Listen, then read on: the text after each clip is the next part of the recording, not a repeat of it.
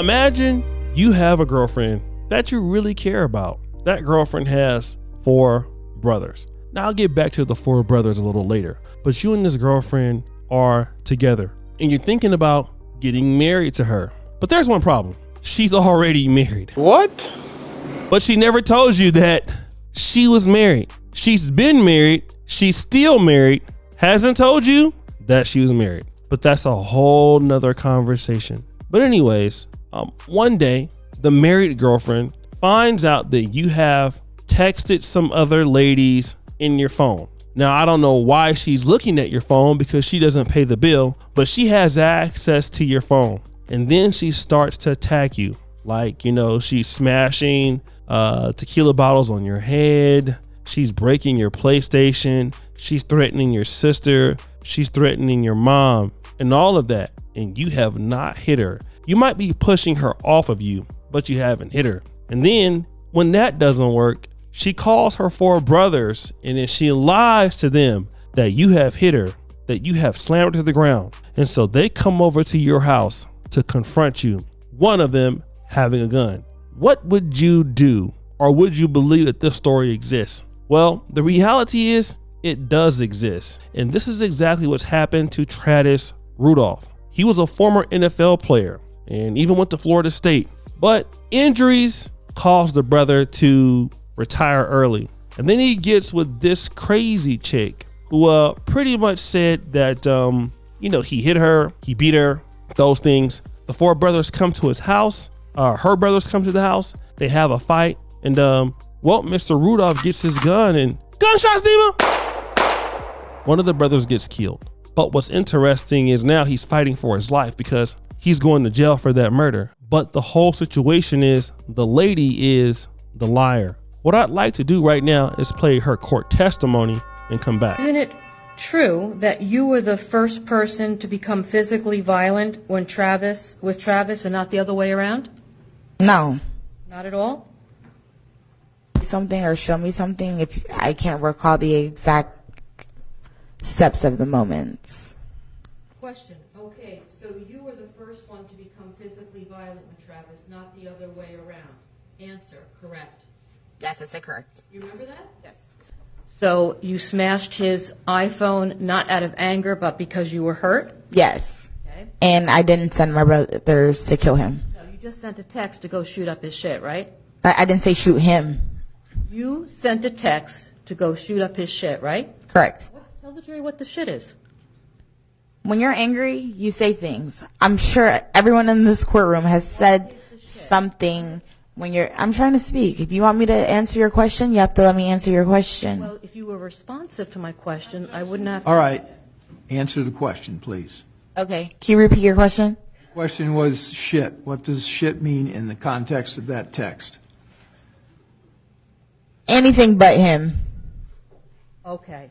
So it could have been his brother?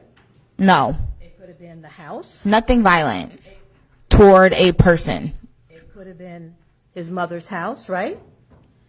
I was upset and my adrenaline was running and I said something that I didn't mean. That's the bottom line of that. I didn't mean for my brothers to do any of that. That's why when my brother left the house, he did not have a firearm on him.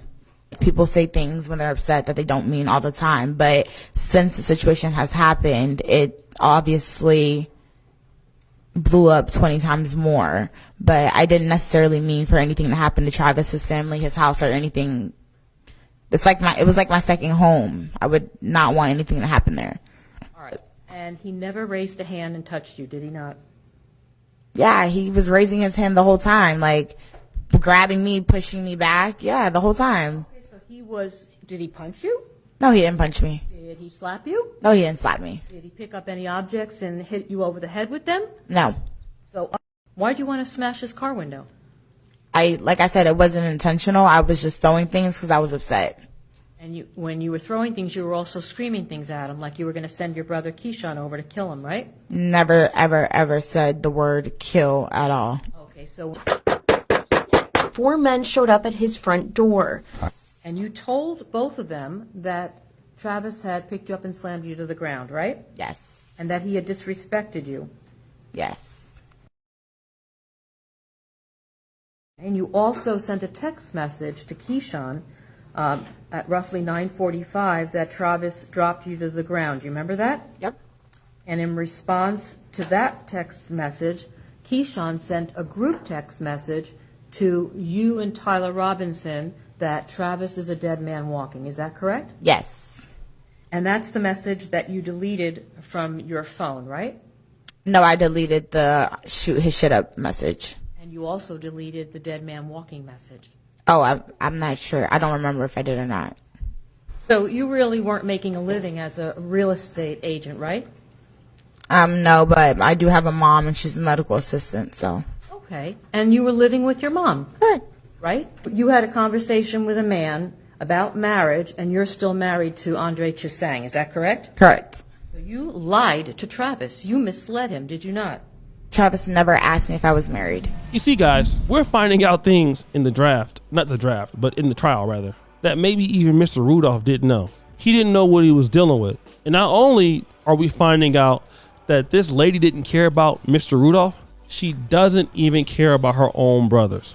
Now, this is something that I have seen in the black community, right? I've seen it time and time again. I have seen women lie to their brothers, lie to their dad that some man did something to them, right? It's not true. They go out and put their brothers or fathers in harm's way, and the father does something to the guy, or I've seen it the other way around. You know, you tell your brother to go and fight this dude, your brother will get his ass whooped and embarrassed, and come to find out it's not true. And now you have bad blood.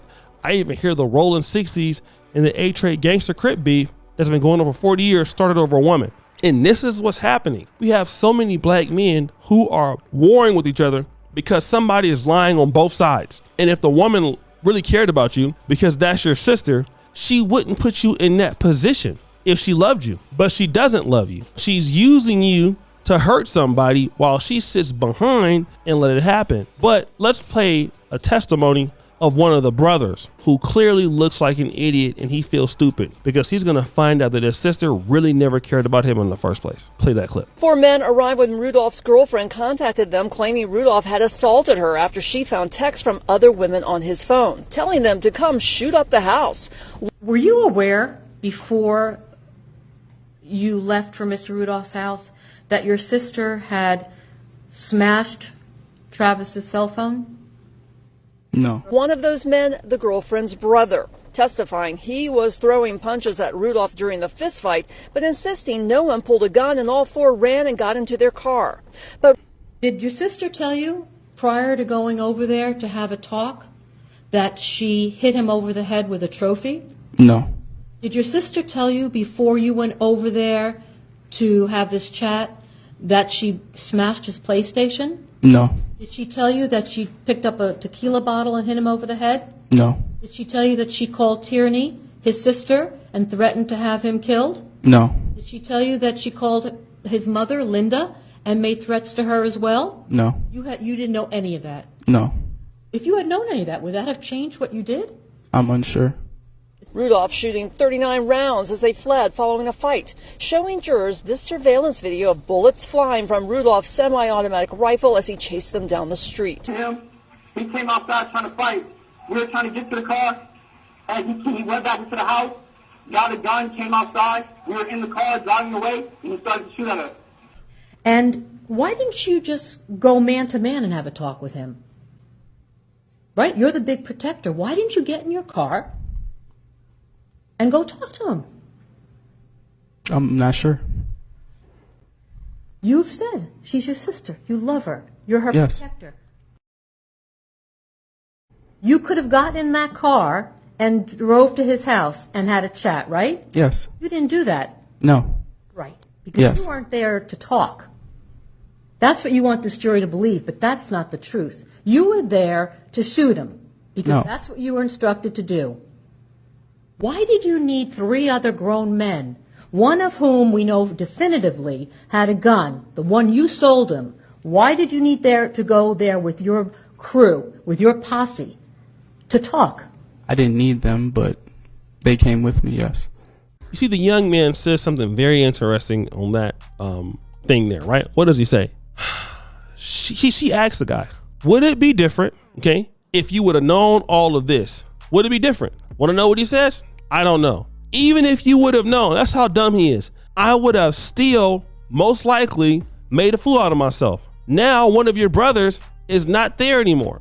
But the reality is, and that's sad, if it wasn't for him, if it wasn't for the lady lying, hey, guess what? She would still have her brother there. The only reason why the brother is no longer there is because of her. The person who needs to be on trial is her. She's the person that needs to be on trial, man. She's the reason for all of this. She shut this up, all right? Do you know how many ladies that's happening with, or it's happening to? That's what's going on all the time. And you know what? So many black men are in prison right now, jail right now, on death row right now, because their sister, you know, allegedly somebody did something to her. And then look, the black man comes out there. You want to go out there and defend your sister's honor, only to find out the sister wasn't telling the truth. I've seen mothers do that. There was a story about, you know, a mom that got into it with a McDonald's employee about some fries. She called the son up. The son came up there and killed the guy. This was just like 2 years ago. Now, guess what? The son is going away for prison forever, all because of the mother. And what I'm going to tell you like this, and this is whatever I'm going to say. Sometimes you cannot believe what your mom is telling you. You cannot believe what your sister is telling you. You cannot believe what your girlfriend is telling you. If you're going to do anything, call the police. Tell her that. Look, you want me to come shoot this guy's house up? He hit you? Call the cops. You tell them, tell the police he did X, Y, and Z. Don't put me in it, because whatever you go and do, you're going to jail anyway, right? So tell her to call the police. Look, he hit you. If you want to come over here, look, we can take care of you. We can do whatever you want to do. We can make sure that now if he comes over here looking for you and acting crazy, that's different. But what you need to do right now is to call the cops. And that's all. Otherwise, I just can't help you. But guys, what do you think? It's your boy, O'Shea Duke Jackson, back at it again with another episode of The Celebrity Junk. Would you follow, subscribe to the bell? We're out.